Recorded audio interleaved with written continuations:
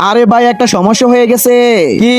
আজ আমার বার্থডে, আমার গার্লফ্রেন্ড আমাকে গিফট দিতে চায়। তাহলে চিন্তার কি আছে, এটা তো খুশির বিষয়। আরে ভাই আমার তিনজন গার্লফ্রেন্ড, তারা একই সময় আমাকে গিফট দিতে চায়। ভাই আমাকে বাঁচাও। হ্যালো সায়েন্টিস্ট, তুমি তো রূপ বদলানোর ঔষধ বানিয়েছো না? হ্যাঁ। জলদি নিয়ে আসো। বলো কি হয়েছে? আরে সায়েন্টিস্ট, আজ ওর বার্থডে আর ওর তিনজন গার্লফ্রেন্ড তারা একই সময় তাকে ডেকেছে গিফট দেওয়ার জন্য। তুমি একটা কাজ করো, আমাদের দুজনকে ওর মতো বানিয়ে দাও। যা, আমি কি পাবো? যাই গিফট পাবে সেটা তোমার। ঠিক আছে ভাই, কাজ হবে। এবার তোমার রক্ত চাই।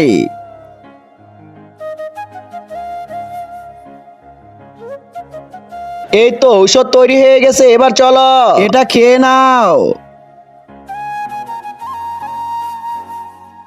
আরে বাস, চলো। হ্যাঁ ডার্লিং, আয়শা পড়ছি আমি।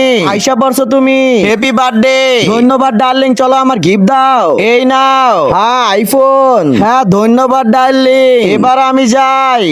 ভাই এই দেখো আমার ফোন আর তোমার সোনার ঘড়ি। আরে সায়েন্টিস্ট, তুমি কিছু পাওনি? পেয়েছি তো, এই দেখো।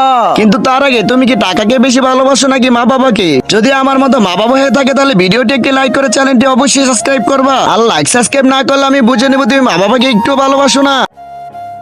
বাস দুটা চুম্মা। না এই দেখো নিচেও। আরে যা যা হা